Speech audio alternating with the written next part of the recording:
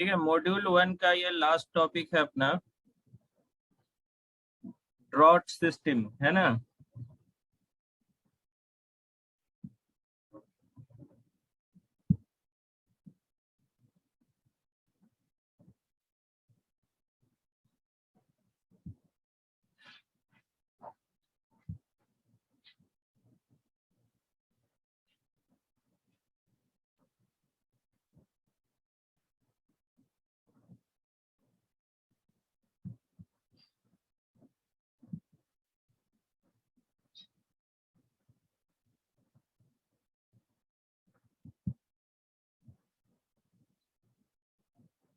ठीक है, power plant engineering में देखिए,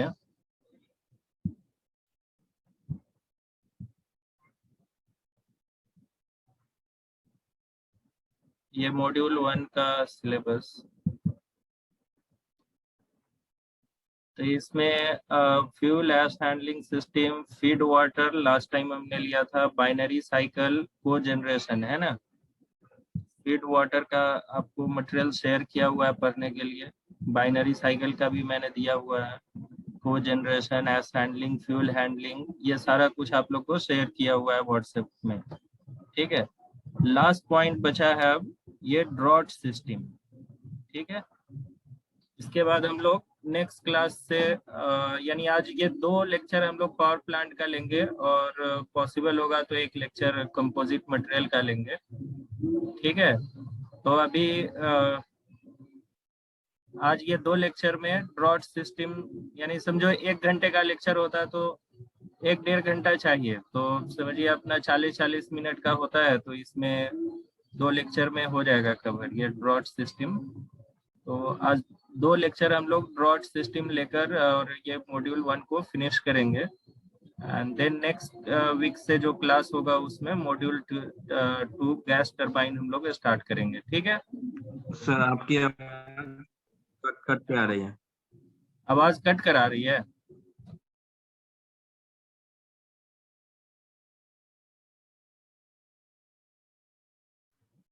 अभी आवाज आ रही है? Yes sir. ठीक है, तो मैं बता रहा था आप लोग को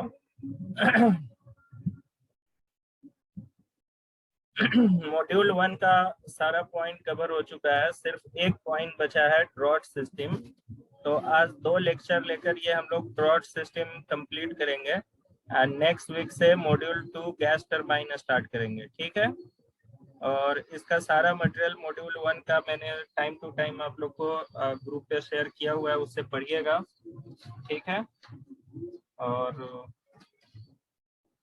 अगर कोई टॉपिक आप लोग को लगता है कि उसका मटेरियल नहीं मिला है तो मुझे बता दीजिएगा, तो मैं वो फिर से शेयर कर दूंगा आप लोग को।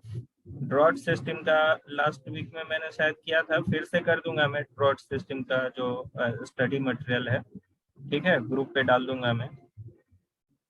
ठीक है, तो ये समझ में आ रहा है ना सबको? इसमें सारे पॉइंट कवर हुए हैं, fuel and ash handling, feed water, binary cycle, cogeneration, सारा कवर हुआ है। सिर्फ ड्रॉट सिस्टम जो बचा हुआ है वो अभी हम लोग 2 लेक्चर में आज उसको खत्म कर देंगे। ठीक है,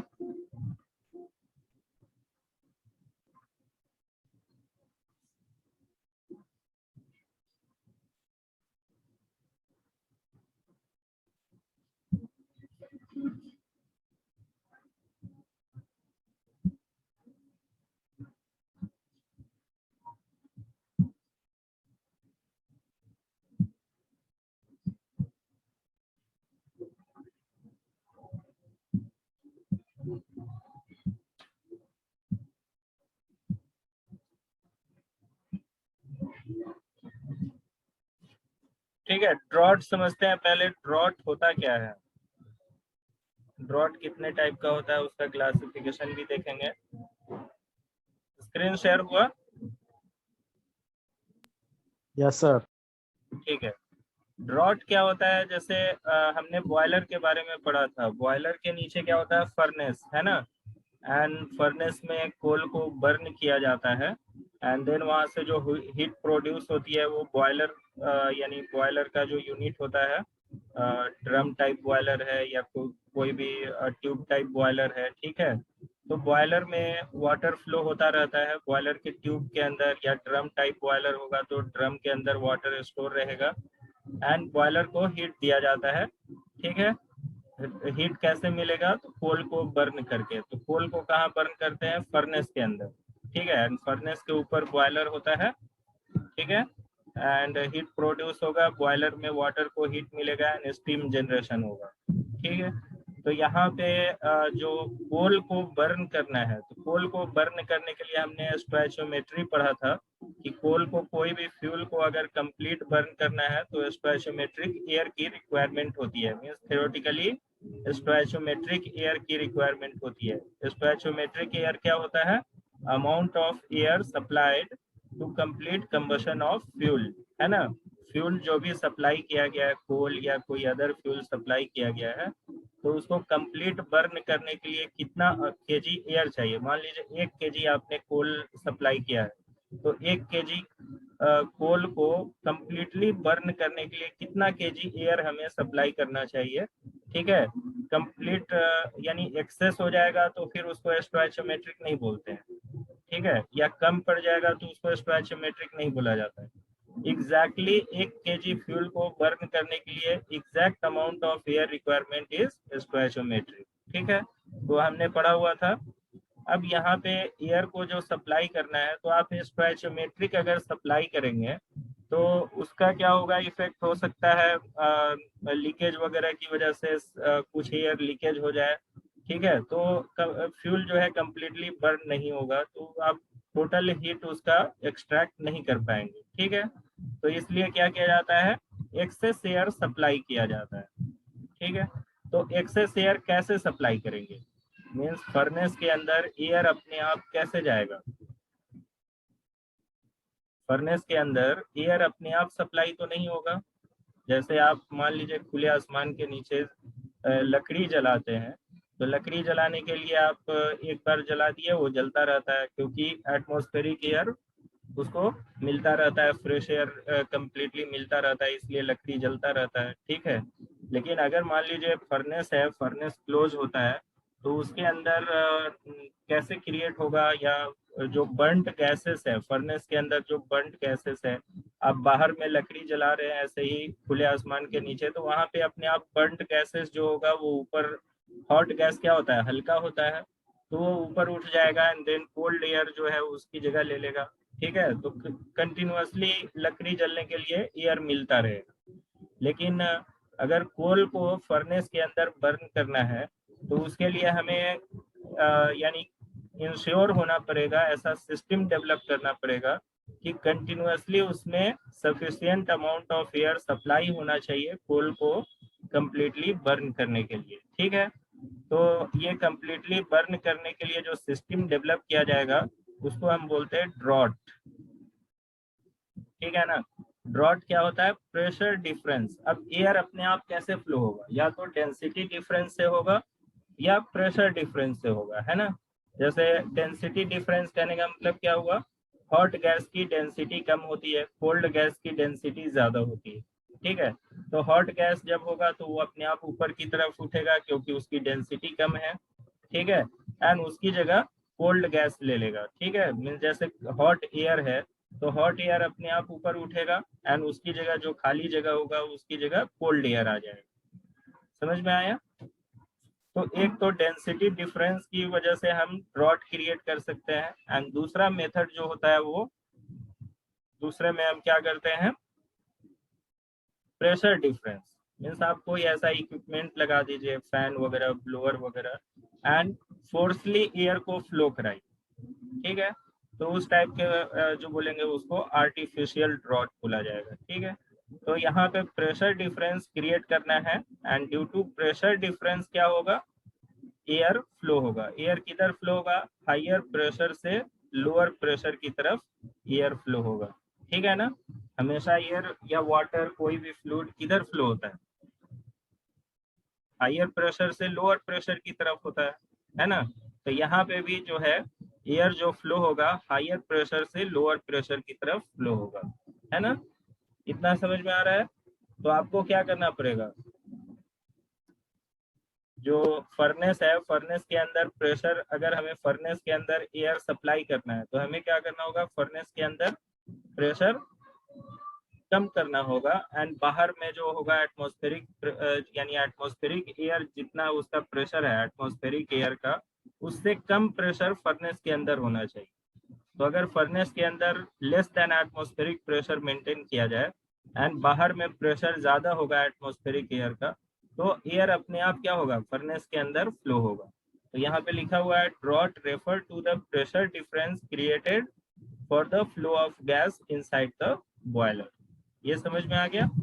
मीन्स देखिए, फर्नेस के अंदर जब फ्यूल बर्न होगा तो हॉट गैस हो जाएगा, हॉट गैस की डेंसिटी कम हो जाएगी, तो वो हॉट गैस क्या होगा, ऊपर की तरफ उठेगा। तो उसका जगह लेने के लिए कोई दूसरा एयर आएगा। कौन सा एयर आएगा? तो बाहर से एटमॉस्फेरिक एयर आएगा। ठीक है, तो हॉट गैस की डेंसिटी कम होने की वजह से प्रेशर कम हो जाएगा एंड बाहर में प्रेशर क्या होगा, ज्यादा होगा। बाहर में एटमॉस्फेरिक एयर है, कोल्ड एयर है, हॉट गैस के रिस्पेक्ट में कोल्ड एयर है, तो उसका प्रेशर ज्यादा होगा। ठीक है, तो फर्नेस के अंदर प्रेशर कम हो गया एंड फर्नेस के बाहर प्रेशर ज्यादा है, तो due to pressure difference air क्या होगा, बाहर से अंदर की तरफ, मींस फर्नेस के अंदर फ्लो होना स्टार्ट हो जाएगा। ठीक है, तो इसी को बोला जाता है ड्रॉट।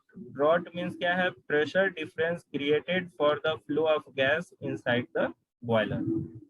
ठीक है, boiler unit has a requirement of expulsion. अब देखो यहाँ पे जो है बर्न्ट गैसेस जो होगा उसको फर्नेस से बाहर भी निकालना है, क्योंकि अगर बर्न्ट गैसेस जो कंबशन प्रोडक्ट जिसको हम बोलते हैं, तो कंबशन प्रोडक्ट CO2 एंड जो भी नाइट्रोजन उसमें सल्फर डाइऑक्साइड वगैरह सब मिक्सचर जो है बर्न्ट गैसेस का, अगर वो फर्नेस के अंदर ही रहेगा तो फ्रेश एयर अंदर नहीं जा पाएगा। ठीक है, तो हमें दो चीज करना है, एक तो फ्रेश एयर फर्नेस के अंदर सप्लाई करना है, दूसरा क्या करना है, जो बर्न्ट गैसेस है कंबशन प्रोडक्ट जो है उसको फर्नेस से बाहर निकालना है। ठीक है, वो जब बाहर निकलेगा तभी तो उसकी जगह फ्रेश एयर जाकर उसकी जगह लेगा।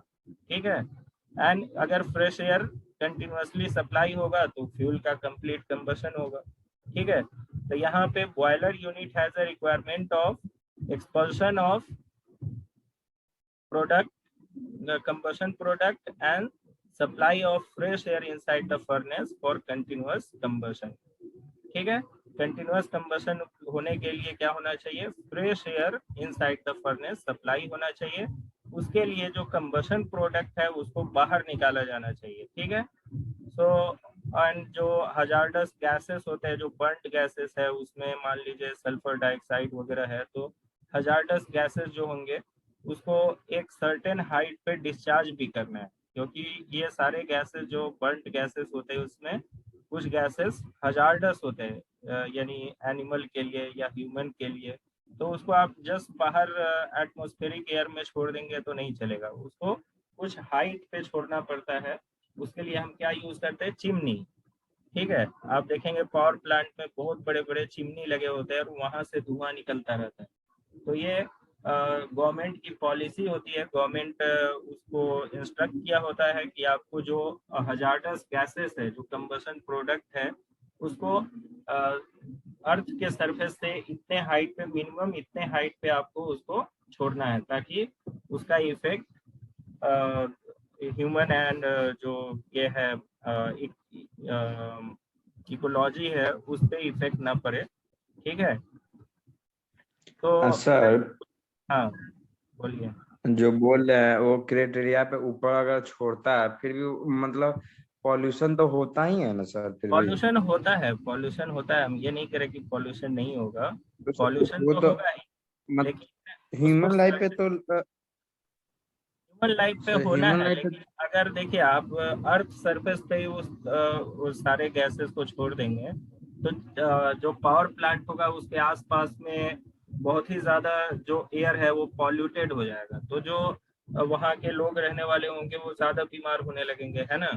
तो एक जो इसका चिमनी वगैरह डिजाइन किया जाता है और पावर प्लांट का जो डिजाइन है, तो इसमें एक पूरा कैलकुलेशन है, यानी ये साइंटिफिक कैलकुलेशन है कि अगर ये गैसेस को इतनी हाइट, मिनिमम इतने हाइट पे छोड़ दिया जाए तो उसका इफेक्ट कम होगा, समझे ना। क्योंकि वो गैसेस हो सकता है हल्का होगा एंड वो ऊपर ही उठता चला जाएगा। ठीक है, तो नीचे यानी अर्थ सरफेस के नजदीक नहीं छोड़ना है उसको एकदम, यानी प्लांट में ही गैस को छोड़ देंगे तो कैसे होगा। तो उसको एक सर्टेन हाइट पे जाकर छोड़ेंगे तो उसका इफेक्ट होगा।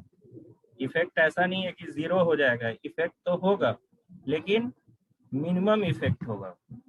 समझ में आया? क्योंकि यस सर। सराउंडिंग का इन्वायरमेंट तो पॉल्यूशन होगा ही ना, पॉल्यूशन होगा लेकिन उसका इफेक्ट जो होगा मिनिमम इफेक्ट होगा। क्योंकि हमें पावर भी चाहिए, ऐसा थोड़ी है कि हम फ्रेश एयर रखने के लिए अगर इलेक्ट्रिसिटी नहीं प्रोड्यूस करें तो कैसे होगा। आजकल सारा कुछ इलेक्ट्रिसिटी पे ही आजकल, यानी पॉल्यूशन को कंट्रोल करने के लिए जो पेट्रोल डीजल व्हीकल है उसको गवर्नमेंट पुश कर रही है कि आप इलेक्ट्रिक व्हीकल की तरफ जाइए। तो इलेक्ट्रिक का रिक्वायरमेंट तो बढ़ने वाला है। एंड सबसे ज्यादा जो इलेक्ट्रिसिटी प्रोड्यूस होती है वो थर्मल पावर प्लांट से होती है, coal based power plant. 60-70% India की इलेक्ट्रिसिटी जो प्रोड्यूस हो रही है, तो ठीक है, वो कोल बेस्ड पावर प्लांट से हो रही है। न्यूक्लियर पावर प्लांट अभी इतना ज्यादा नहीं है। हाइड्रो पावर प्लांट वो लोकेशन पे डिपेंड करता है, उतना पानी का रिक्वायरमेंट चाहिए, बारिश होगी तो फिर हाइड्रो पावर प्लांट ऑपरेट होगा। ठीक है, विंड पावर प्लांट भी लोकेशन पे डिपेंड करता है। तो ये सारा चीज से सोलर पावर प्लांट जैसे है तो उसके लिए भी दिन रात होने की वजह से या मौसम चेंज होने की वजह से वो इतना ज्यादा इफेक्टिव नहीं है। लेकिन थर्मल पावर प्लांट है कि आप 24 आवर रन कर सकते हैं, इलेक्ट्रिसिटी प्रोड्यूस कर सकते हैं। तो मैक्सिमम जो इलेक्ट्रिसिटी रिक्वायरमेंट जो फुलफिल हो रही है वो आपका थर्मल पावर प्लांट से हो रही है। ठीक है, coal based thermal power plant से हो रही है। तो इन्वायरमेंट तो हम इम्पैक्ट पॉल्यूट कर ही रहे हैं, ह्यूमन ही करता है ना, जो भी पॉल्यूशन क्रिएट कर रहा है वो ह्यूमन ही कर रहा है। एंड क्यों कर रहा है? क्योंकि उसकी मजबूरी है, क्योंकि वो अपने रिक्वायरमेंट को फुलफिल करना चाहता है। ठीक है, इलेक्ट्रिसिटी नहीं रहेगी तो आज क्या कर सकते हैं हम लोग, बहुत ही मुश्किल है। ठीक है, तो ये जो ऑब्जेक्शनेबल गैसेस है, जो हजार्डस गैसेस है, उसको सम हाइट पे छोड़ दिया जाता है। एंड सम हाइट पे छोड़ने के लिए आप क्या यूज करते हैं? चिमनी। ठीक है, chimney generally used for carrying this combustion product from inside of boiler to outside. समझ में आया? एंड ये जो ड्रॉट है, ड्रॉट जो क्रिएट होता है, जो प्रेशर डिफरेंस क्रिएट हो रहा है, ठीक है, ये प्रेशर डिफरेंस क्रिएट करने में चिमनी का भी योगदान है। चिमनी क्रिएट करता है। ठीक है, draught is created by chimney. Draught में बी क्रिएटेड नेचुरली आर्टिफिशियली। अब देखिए इसमें दो टाइप का, अच्छा ड्रॉट समझ में आ गया। ड्रॉट क्या है? Pressure difference inside the furnace and outside the furnace. ये प्रेशर डिफरेंस को हम क्या बोलते हैं? ड्रॉट। अगर मान लीजिए आउटसाइड द फर्नेस प्रेशर ज्यादा है and inside the furnace pressure कम हो गया तो एयर अपने आप क्या होगा? हायर प्रेशर से लोअर प्रेशर की तरफ फ्लो होगा। ठीक है, एंड इसकी वजह से क्या होगा? फ्रेश एयर जो रिक्वायरमेंट है फर्नेस के अंदर वो फुलफिल हो जाएगा। So this pressure difference is called draught. ठीक है, ओके। अब ड्रॉट का क्लासिफिकेशन आपको पूछा जाए कि कितने तरह से ड्रॉट क्रिएट किया जा सकता है। ये जो प्रेशर डिफरेंस क्रिएट कर रहे हैं, प्रेशर डिफरेंस क्यों क्रिएट कर रहे हैं? What is the motive behind it? The main motive is to supply fresh air inside the furnace for complete combustion of fuel. समझ में आ गया? तो ड्रॉट इसलिए क्रिएट किया जा रहा है कि फ्रेश एयर कंटिन्यूअसली सप्लाई हो फर्नेस के अंदर एंड उसकी वजह से कंप्लीट कंबशन हो। ठीक है, तो दो तरीके से हम ये ड्रॉट क्रिएट कर सकते हैं। एक नेचुरल ड्रॉट है, दूसरा आर्टिफिशियल ड्रॉट है। ठीक है, नेचुरल ड्रॉट कैसे होता है? तो natural draught pressure difference is created naturally without using any displacement device. Means कोई भी पॉजिटिव डिस्प्लेसमेंट डिवाइस करने का मतलब है फैन, ब्लोअर, ये सब बिना लगाए नेचुरली क्या हो? प्रेशर डिफरेंस क्रिएट हो। अब ये प्रेशर डिफरेंस कैसे क्रिएट होगा? नेचुरल ड्रॉट कैसे क्रिएट होगा? तो ये डेंसिटी डिफरेंस की वजह से होगा, है ना, क्योंकि हॉट गैसेज जो फर्नेस के अंदर है वो उसका डेंसिटी कम होगा तो वो ऊपर की तरफ उठेगा एंड जो बाहर फर्नेस के बाहर जो एयर है वो कोल्ड एयर है, कोल्ड एटमॉस्फेरिक एयर है, तो उसकी डेंसिटी ज्यादा होगी तो ये कोल्ड एयर क्या करेगा, उसकी जगह लेने के लिए अंदर की तरफ फ्लो होगा। ठीक है, तो यहाँ पे जो प्रेशर डिफरेंस होगा क्रिएट, वो ड्यू टू डेंसिटी डिफरेंस होगा। ठीक है, ओके। आर्टिफिशियल ड्रॉट कैसे क्रिएट किया जाता है, तो artificial draught positive displacement device use किया जाता है, जैसे फैन हो गया, ब्लोअर हो गया। ठीक है, ये सारा यूज करके हम आर्टिफिशियल ड्रॉट क्रिएट करते हैं। और आर्टिफिशियल ड्रॉट में आपको एक मैकेनिकल ड्रॉट है, दूसरा है स्टीम ड्रॉट। मैकेनिकल ड्रॉट में दो टाइप का, मेनली दो टाइप है, उसमें फिर तीसरा भी हम ले सकते हैं, balance draught. Induced draught, force draught and balance draught. Balance draught जो है ये आपका इंड्यूस एंड फोर्स का कॉम्बिनेशन होता है, तो मेनली हम लोग को इंड्यूस्ड एंड फोर्स ड्रॉट ही समझना है, एंड ये दोनों को कंबाइन कर देंगे तो बैलेंस ड्रॉट बन जाएगा। ठीक है, देन स्टीम ड्रॉट है। स्टीम जैसे स्टीम वहाँ पे यूज किया जाएगा, induced draught and force draught इसमें भी है। ठीक है, तो आर्टिफिशियल ड्रॉट आपका दो टाइप का हो गया, mechanical draught and steam draught. Mechanical draught में आपको इंड्यूस्ड ड्रॉट टाइप एक होती है, इंड्यूस, तो वो देखेंगे हम लोग फैन कहाँ पे पोजीशन लगाया जाएगा फैन का कि इंड्यूस की ड्रॉट क्रिएट होगा, फैन का पोजीशन कहाँ पे लगाएंगे कि फोर्स ड्रॉट क्रिएट होगा। ठीक है, तो आसान है, वो आगे हम लोग देखते हैं। Thus, drought क्या होता है? Drought in the boiler may be said to be required for providing and maintaining the supply of sufficient air for combustion. ठीक है, तो drought create करने के पीछे मकसद क्या है? तो एक ही मकसद है, providing and maintaining the supply of sufficient air for combustion and expulsion of combustion product। जो फर्नेस के अंदर जो combustion product है उसको निकाल कर बाहर फेंक दिया जाए एटमॉस्फेयर में। ठीक है, so discharge of burnt gases to the atmosphere। ठीक है, अब ये जो ड्रॉट क्रिएट होता है, ड्रॉट इज प्रेशर डिफरेंस, तो ये प्रेशर डिफरेंस वेरी स्मॉल होता है। ठीक है, ये नहीं कि बहुत ज्यादा प्रेशर डिफरेंस हम क्रिएट करते हैं, तो very small pressure difference measure करने के लिए क्या यूज किया जाता है, मैनोमीटर्स, है ना। मैनोमीटर आप लोग फ्लूइड मैकेनिक्स में शायद अभी पढ़े होंगे, मैनोमीटर्स। तो मैनोमीटर्स नहीं, सेकेंड ईयर में आप लोग पढ़े होंगे, वहाँ पे मैनोमीटर्स पढ़े होंगे। ठीक है, तो मैनोमीटर से हम प्रेशर डिफरेंस कैसे निकालते हैं या प्रेशर कैसे मेजर करते हैं, वाटर कॉलम के फॉर्म में ना, mm of water column. Hello hello, yes, manometer से प्रेशर कैसे मेजर करते हैं, height of water column in manometer ना। ठीक है, एक तो हाइट ऑफ वाटर कॉलम, एक मर्क्यूरी कॉलम यूज किया जाता है। ठीक है, तो यहाँ पे वाटर कॉलम यूज किया जा रहा है, मर्क्यूरी कॉलम थोड़ा ज्यादा प्रेशर के लिए यूज किया जाता है क्योंकि मर्क्यूरी हेवी होता है, तो इसलिए यहाँ पे स्मॉल प्रेशर डिफरेंस होने की वजह से यहाँ पे हम क्या यूज कर रहे हैं, वाटर कॉलम मैनोमीटर। ठीक है, एंड उसको जो प्रेशर होगा वो मेजर किया जाएगा mm ऑफ वाटर में। एंड मैथमेटिकली ये जो प्रेशर डिफरेंस होता है, pressure 1 mm of water column अगर होगा तो इक्विवेलेंट टू कितना होगा, 1 kgf per metre square. 1 kgf पता है आप लोग को, ये kgf क्या होता है, 1 kgf कितना न्यूटन होगा,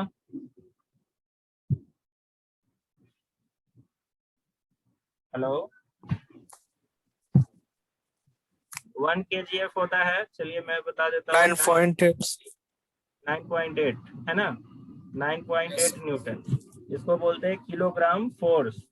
ठीक है, तो 1 kilogram force per metre square is equal to 9.8 newton per metre square. Newton per metre square means pascal.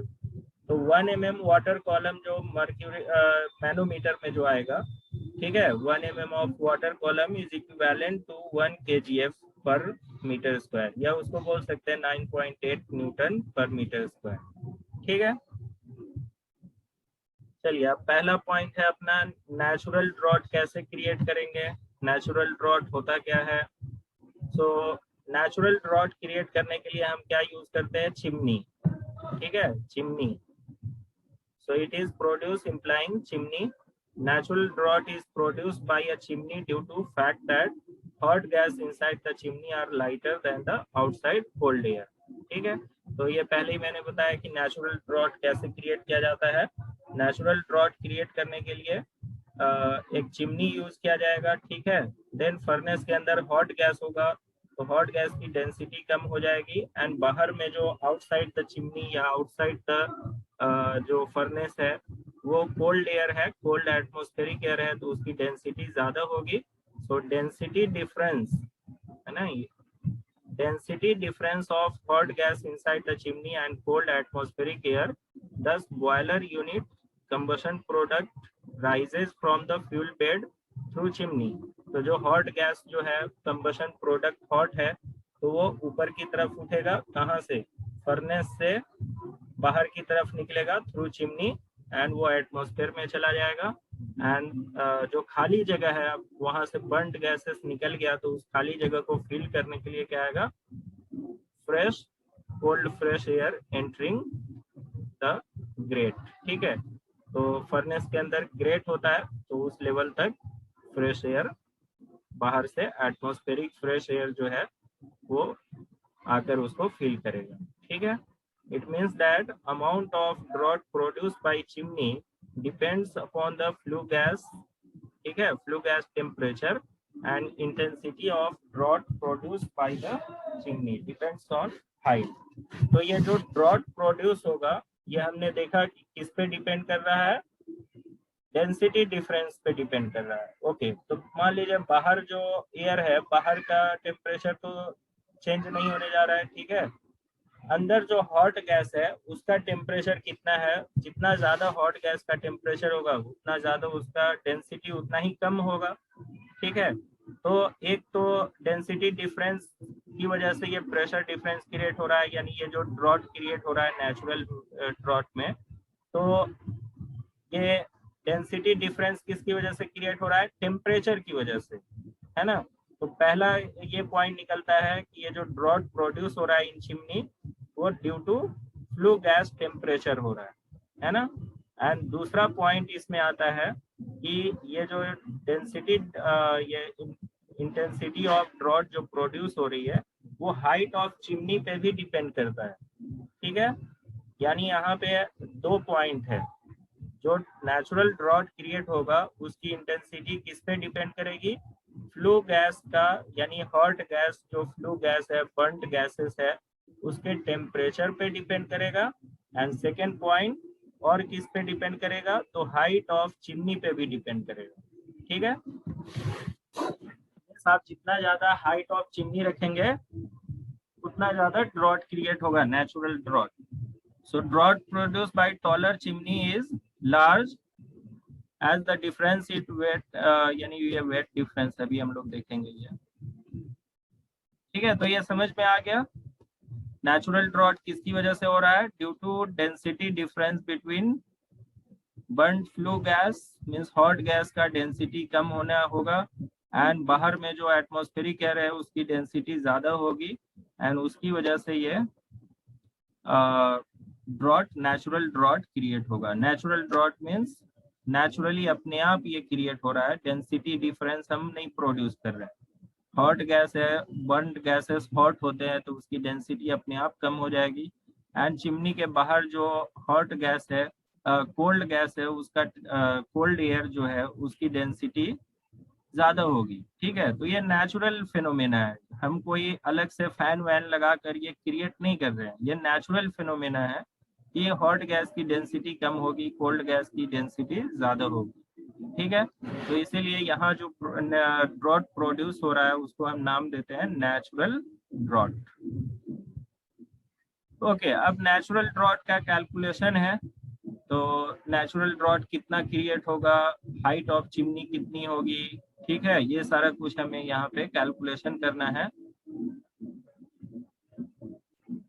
तो यहाँ पे देखिए, as it is obvious from earlier discussion that vertical duct called chimney create natural drought, so estimation of height of chimney is very important. ठीक है, during no working of boiler pressure inside the अगर मान लीजिए boiler अभी operation में नहीं है तो अंदर जो गैस का टेम्परेचर होगा बाहर भी एटमॉस्फेरिक एयर का टेम्परेचर उतना ही होगा।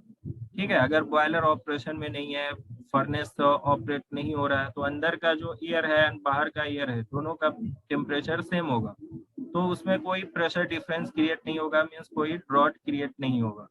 बट जैसे ही फर्नेस को आप चालू करेंगे, ठीक है, तो उसमें क्या होगा, अंदर बर्न्ट गैसेस होगा, बर्न्ट गैसेस हॉट होगा एंड उसका डेंसिटी कम हो जाएगा, एंड बाहर में एटमॉस्फेरिक एयर जो है उसकी डेंसिटी ज्यादा होगी, एंड उसकी वजह से ड्रॉट, नेचुरल ड्रॉट अपने आप क्रिएट हो जाएगा। तो यहाँ पे स्कीमेटिक समझिए इसका डायग्राम। ये बॉयलर है, boiler unit, boiler then grating होती है जिसके ऊपर, ग्रेट के ऊपर हम क्या करते हैं, कोल रखते हैं एंड उसको बर्न करते हैं। ठीक है, तो ये ग्रेट लेवल हो गया, इसके ऊपर मान लीजिए कोल रखा हुआ है, फ्लूइडाइज्ड बेड कंबशन बॉयलर होगा, तो यहाँ पे पाउडर्ड फॉर्म में कोल होगा एंड उसको बर्न करने के लिए हमें एयर सप्लाई करना होगा। ठीक है, तो ये एयर ग्रेटिंग, ग्रेट लेवल जो है उसके नीचे से, यानी यहाँ पे ओपनिंग्स होती है, यहाँ से एयर सप्लाई होगा थ्रू द ग्रेट। ग्रेट में क्या होते हैं, होल्स होते हैं। ठीक है, तो उसके थ्रू एयर सप्लाई किया जाएगा एंड देन फ्यूल बर्न होगा। जो कंबशन प्रोडक्ट होगा वो कहाँ से निकलेगा, थ्रू चिमनी। तो चिमनी की हाइट यहाँ पे हमने कैपिटल एच लिया हुआ है एंड देखिए चिमनी की जितनी हाइट है, ठीक है, चिमनी का जो एंड है, आउटलेट है, वहां से बर्न्ड गैसेस बाहर निकलेंगे। तो चिमनी की हाइट ग्रेट से हम लेंगे, ग्रेट जो लेवल है वहीं से हाइट आपको लेनी है। तो ग्रेट लेवल से हाइट चिमनी की कैपिटल एच है and equivalent hot air column, means उतना ही उसका इक्विवेलेंट हॉट एयर कॉलम की हाइट दिखा रहा है। तो हॉट एयर कॉलम की हाइट अगर हम निकालें तो उसका हाइट ज्यादा होगा। ठीक है, खैर यहाँ पे ये कोल्ड एयर, चिमनी की हाइट एच है, मीन्स कोल्ड एयर की हाइट कितनी है, एच है। तो अभी इसका प्रेशर अगर निकाला जाए कि ग्रेट पे प्रेशर कितना होगा, बॉटम ऑफ चिमनी पे कितना प्रेशर होगा, ठीक है, बॉटम ऑफ चिमनी पे कितना प्रेशर होगा, तो कैसे निकालिएगा प्रेशर? आप लोग को पता है एयर कॉलम का प्रेशर कैसे निकालते हैं? Yes, sir. Right, sir. Rho g h ना, P is equal to rho Yes, g sir. H. ठीक है, तो यहाँ पे P0 क्या है, प्रेशर एट चिमनी आउटलेट, है ना, मीन्स Yes. चिमनी आउटलेट पे प्रेशर कितना है, P0।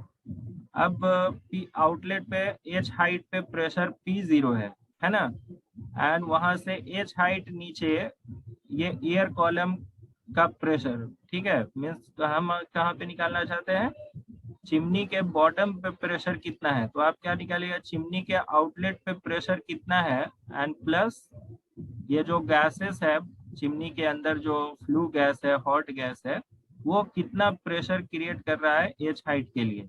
ठीक है ना, तो एच हाइट के लिए वो कितना प्रेशर क्रिएट करेगा, क्योंकि जब मान लीजिए फर्नेस ऑन होगा तो उस कंडीशन में इस चिमनी में पूरा हॉट गैस भरा होगा, हॉट गैस यहाँ से कंटिन्यूअसली निकलता होगा। ठीक है, तो हम मानेंगे कि चिमनी पूरा हॉट गैस से भरा हुआ है। ठीक है, तो चिमनी के आउटलेट पे प्रेशर P0 है एंड ये हॉट गैस से भरा हुआ है, तो उस हॉट गैस का जो कॉलम है वो प्रेशर अप्लाई करेगा एच हाइट पे, है ना। तो कितना प्रेशर क्रिएट करेगा, रो जी एच। रो जी क्या है, डेंसिटी ऑफ हॉट गैस। ठीक है, तो यहाँ पे bottom of chimney, pressure at bottom of chimney PB, PB से डिनोट किया गया उसको, इज इक्वल टू क्या होगा, P0 प्लस रो जी जी एच। ठीक है, अच्छा मैं अभी लिंक शेयर कर रहा हूँ और तुरंत ज्वाइन हो जाइएगा उसके टाइम पे। आज इसको फिनिश करना है हमें।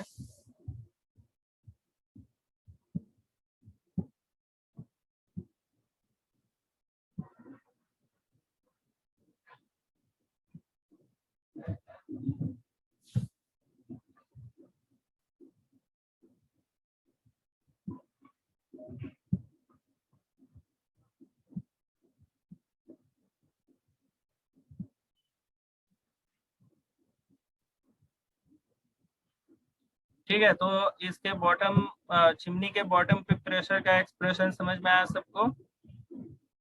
चिमनी के बॉटम पे प्रेशर, आउटलेट पे प्रेशर कितना है वो, प्लस एयर कॉलम की हाइट का प्रेशर। तो उसके अंदर हॉट गैस है, इसलिए हमने रोजी लिया है, हॉट गैस की डेंसिटी ρgh। ठीक है, the pressure at grate level remain unchange, pressure difference between the grate level pressure and bottom of chimney was flow of gas, है ना। तो अब मान लीजिए ये ग्रेट लेवल पे प्रेशर कितना होगा, एटमॉस्फेरिक प्रेशर होगा, एंड बॉटम ऑफ चिमनी पे प्रेशर पीबी है। तो मान लीजिए ये पीबी की वैल्यू अगर ग्रेट लेवल पे जो प्रेशर है एटमॉस्फेरिक प्रेशर, उससे अगर कम हो जाए, ठीक है, पीबी की वैल्यू एटमॉस्फेरिक प्रेशर से कम हो जाए, तो बाहर में चिमनी के बाहर क्या है, यानी ये ग्रेट लेवल पे जो प्रेशर है, इस चिमनी के बाहर प्रेशर क्या है, एटमॉस्फेरिक प्रेशर, एंड चिमनी के बॉटम पे प्रेशर जो पीबी है वो कम हो जाए, तो क्या होगा, बाहर से एयर अपने आप फ्लो होना स्टार्ट हो जाएगा ड्यू टू प्रेशर डिफरेंस। ठीक है ना, समझ में आया? तो यहाँ पे देखिए कंबशन प्रोडक्ट दिखा रहा है, वो हम नहीं देखेंगे यहाँ पे। ठीक है, कुछ एजम्पशन ले रहे हैं यहाँ पे। एटमॉस्फेरिक एयर का टेम्परेचर TA है,